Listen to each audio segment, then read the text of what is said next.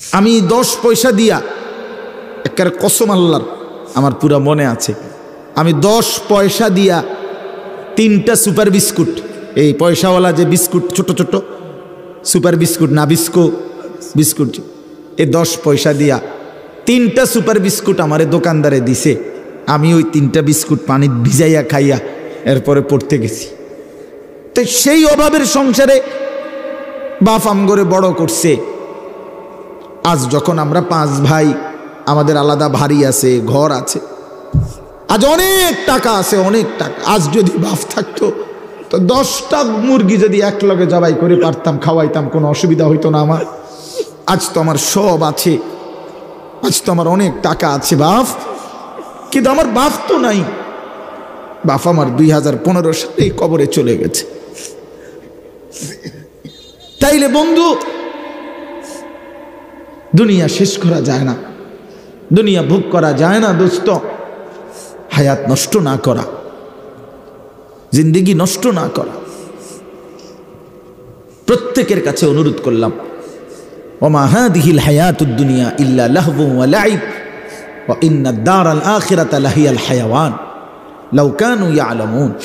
আল্লাহ বলে, বান্দা শোনো, দুনিয়ার জীবন শুধুই তামাশা, শুধুই খেলাধুলা।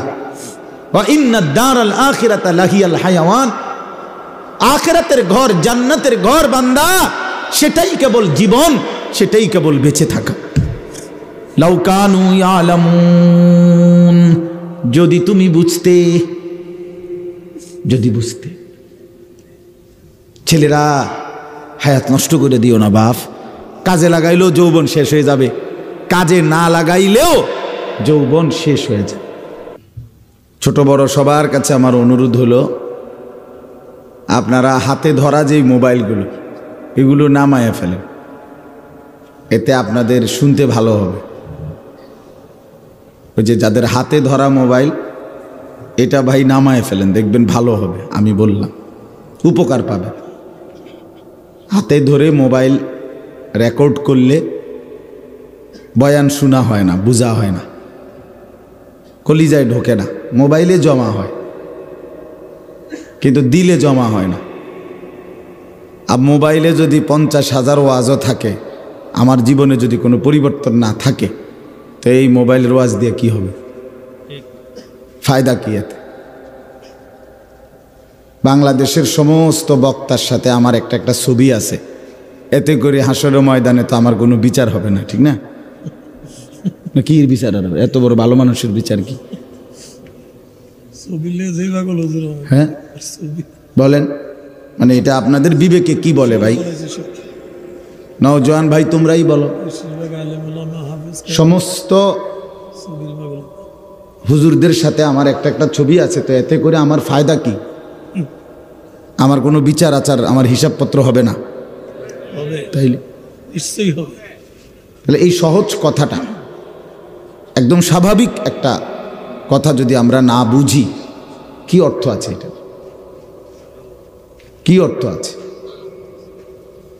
এই জন্য বাপ, দয়া করে, প্রচণ্ড ঠান্ডা, কুয়াশা, এই বসে থাকা অনেক কষ্টকর, আমি জানি। নিচে বসা কঠিন, ঠান্ডার মধ্যে বসে থাকা কষ্টকর। তো এই বসে থাকার বরকতে কষ্ট করলাম, বিনিময়ে আমার কোনো পরিবর্তন হলো না, ন্যূনতম হৃদয়ে কোনো অনুভূতি জাগলো না, বিবেক নড়াচড়া করলো না। কি হলো লাভ? কি ফায়দা হলো? আমি সব সময় বলি, প্রত্যেক দিন এই কথাটা বলি, যে বক্তা তো বদলাইলো অনেক, আমি বদলাইলাম কিনা এটা তো দেখা উচিত। আমার ভাই হজরত মৌলানা সালাউদ্দিন নয়নপুরী, আমার পরিচিত মানুষ, মহব্বতের মানুষ, আমগরে অনেক মহব্বত করে। এখানে আরো অনেক ওলামায়ে কেরাম। এখন বক্তা তো বদলাইলো, আসরের পরে একজন, মাগরিবের পরে একজন, এশার পরে 2 জন, 4 জন 5 জন বক্তা, কিন্তু আমি বদলাইলাম কোথায়? আপনার আমার জিন্দেগি বদলাবে কখন সেটা বলেন? আফসোস। 1 মাসে মনে করেন একজন, এটা স্বাভাবিক হিসাব যে আমি 10টা ওয়াজ শুনছি, আপনারা কেউ মনে করেন, তো তাহলে কমপক্ষে যদি 3 জন বক্তা ওয়াজ করে থাকে তাহলে 10টা ওয়াজে 30 জন বক্তা, ঠিক না? তাহলে বক্তা তো বদলাইল 30 জন, আমনে বদলাইছেন কদ্দুর এটা কোন? তাইলে আপনার বিড়িখানা ছাড়বেন কোন বছর? চাচা বলেন না, আপনারে ধরেন না আরো কোন হুজুর আইনা কইলে আপনি বুঝবেন যে এটা গুনাহ? বলেন। চা দোকানে টেলিভিশন দেখা, নর্তকীর নাচ দেখা, এই 60 বছর 70 বছর বয়সে এখনো যারা দেখেন, এই অসভ্য অভ্যাস কোন দিন ছাড়বেন? এমন জঘন্য, এমন অসভ্য মানসিকতা, এমন বেহায়া নির্লজ্জ মানুষ, এতটা বয়স 60 বছর, 60 বছরে কত রাত, কত দিন, কত আলো, কত অন্ধকার, কত রোদ বৃষ্টি দেখলেন, কত মানুষের জানাজা পড়লেন, কত লাশ দাফন করলেন, কত অ্যাক্সিডেন্ট দেখলেন, কত বিপদ দেখলেন। এত কিছু দেখার পরেও আপনার কলজাটার ভিতরে আখিরাতের ভয়, কবরের ভয়, টেলিভিশনের নাচ গান দেখার প্রতি ঘৃণা আজও তৈরি হয় নাই। আপনি তো বড় শক্ত মানুষ। বলেন ইনসাফ কি বলে? ইনসাফ কি বলে? আফসোসের ব্যাপার। এজন্য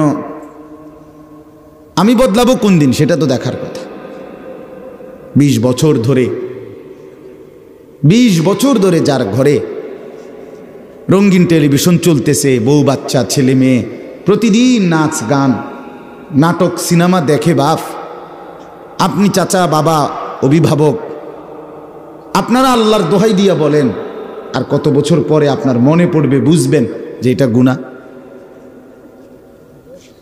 বলেন মানে আর কি দিয়া বললে? আল্লাহর কোরআন থেকে বলা হয়েছে, রাসূলুল্লাহ সাল্লাল্লাহু আলাইহি ওয়াসাল্লামের হাদিস থেকে বলা হইল, এত উলামায়ে কেরাম বলল, এরপরে আর কি বললে, কোনখান থেকে বললে আপনি বুঝবেন এটা গুনাহ? ইস্তাফতি কলবাক, এই আল্লাহর বান্দা নিজের দিলকে প্রশ্ন করে বলেন। কেউ কাউরে কিছু বললেন না, আমারটাই শুনেন, শুধু নিজেরা মন্তব্য করেন না। এটা ইনসাফের সাথে বলে। যুবক ভাই তোমরা যারা আছো, খোদার 365 দিন, 1 বছর, যার কপালে কোনোদিন ফজরের নামাজের সেজদা নাই, কোনোদিন ফজরের নামাজ পড়লা না, তুমি জানো না ফজরের নামাজের ওয়াক্ত হয় কখন, তুমি জানো আর মুসলমান হবে কোন দিন?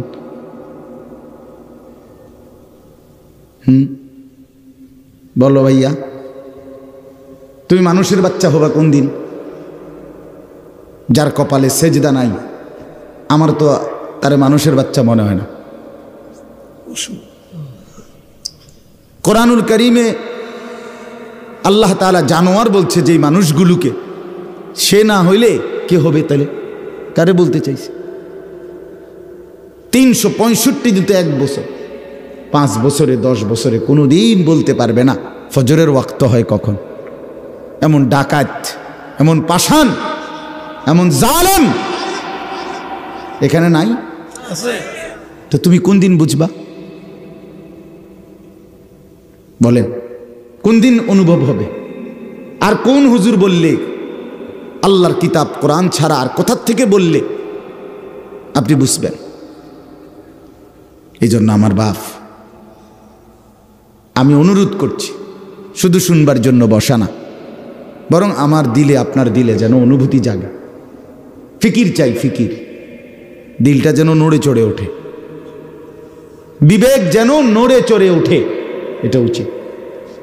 ভেবে দেখেন, আমি আমাকে নিয়ে ভাবি, আপনি আপনাকে নিয়ে ভাবেন, প্রত্যেকেই প্রত্যেকের অবস্থার উপরে ভাবেন ইনসাফের সাথে। যুবক ভাই তোমরাও ভাবো, মুরব্বী চাচা আপনারাও ভাবেন, পর্দার আড়ালের মা বোন 20 বছর ধরে বেপর্দা চলেন, আজকে 10 বছর ধরে আপনি গোসল করেন যেই জায়গায়, রাস্তার মানুষ আপনারে দেখে আসতে যাইতে, আপনার মতো বেহায়া নির্লজ্জ মহিলা যে গোসল করে কেমনে পর্দার আড়ালে, এ কথাটুকুও বোঝেন না, আপনি মুসলমানের বেডি হইলেন কেমনে? কথা বলেন না কেন? আপনার মতো বেশরম মহিলা আল্লাহর জমিন আর কে? কোন দিন বুঝবেন আপনি? কত বছর পরে বুঝবেন আপনি বেপর্দা জিন্দিগি এটা গুনাহ? আপনাদের যাদের ছেলে নামাজ পড়ে না, মেয়ে পর্দা করে না, স্ত্রী পর্দা করে না, আপনাদের যাদের ঘরে আপনাদের টাকা দিয়ে বিদ্যুৎ বিল দেন, আপনাদের টাকা দিয়ে ইন্টারনেটের বিল দেন, ডিশের বিল দেন, আর সেই টাকা দিয়ে আপনাদের ঘরে আপনাদের স্ত্রী সন্তান টেলিভিশনে নাচ গান নাটক সিনেমা নর্তকীর ছবি জিনা ব্যভিচার দেখে, আল্লাহর কসম পুরুষরা আপনাদের যাদের ঘরে টেলিভিশনে বউ বাচ্চা নাচ গান দেখে আপনারা প্রত্যেকে দায়ুস। আমার নাম আনিসুর রহমান, মনে রাখেন। আরেকবার না আয়নের খেয়ালে কইছি, আজ যাতে আয়ন না লাগে, একবারে ওয়াজ মনে রাখবেন। স্পষ্ট হাদিস, আল্লাহর নবী সাল্লাল্লাহু আলাইহি সাল্লাম বলেন 3 ধরনের ব্যক্তির জন্য জান্নাত হারাম। হারামাল্লাহু আলাইহিমুল জান্নাহ সালাসা, 3 ধরনের ব্যক্তি নবীজি বলছেন। 1 নাম্বার হলো মুদমিনু খাম, নেশাখোর, মদখোর, মদ পান করে যে নেশা করে, এই নেশাখোর জানোয়ার, মদখোর, ফেন্সিখোর, বাবাখোর, ডাইলখোর, আবার ট্যাবলেট ব্যবহার করে, তার জন্য আল্লাহ রাসূল বলছে জান্নাত তোর জন্য হারাম। 2 নাম্বার আকুল ওয়ালিদাইন, পিতা মাতার নাফরমান, মা বাবারে কষ্ট দেয় যে, মা বাবার উপরে জুলুম করে যে, মা বাবার অবাধ্য যে, তার জন্য জান্নাত হারাম। আর 3 নাম্বার ওয়াদাইয়ুস। এখন প্রশ্ন হইল দাইয়ুসের জন্য আল্লাহ রাসূল বলছে জান্নাত হারাম। এখন দাইয়ুস কে?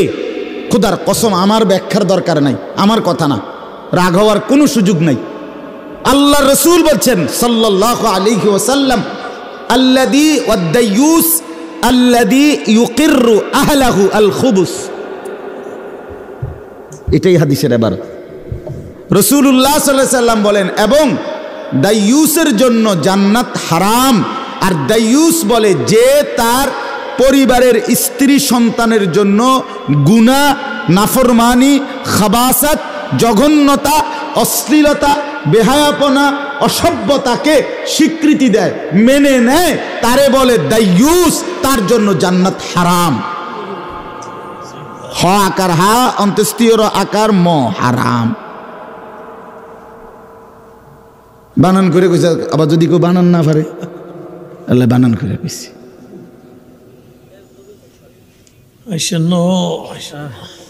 বলে জবাব দেন আপনারা। ঘরে 10 বছর ধরে টেলিভিশন চলে, আপনার কলিজার মধ্যে কোনো নড়াচড়া নাই, আপনি এটারে কিছুই মনে করেন না। কিতা ঘটনা কিতা?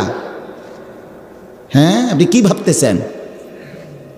জান্নাত মামুর বাড়ি মনে করে ফেলছেন? এটা হাসরের মাঠ, এটা নানার বাড়ি, শ্বশুর বাড়ি না। বাপ রব্বি লা তুখজিনি ইয়াওমা ইউবআসুন ইয়াওমা লা ইয়ানফাউ মালুন ওয়ালা বানুন।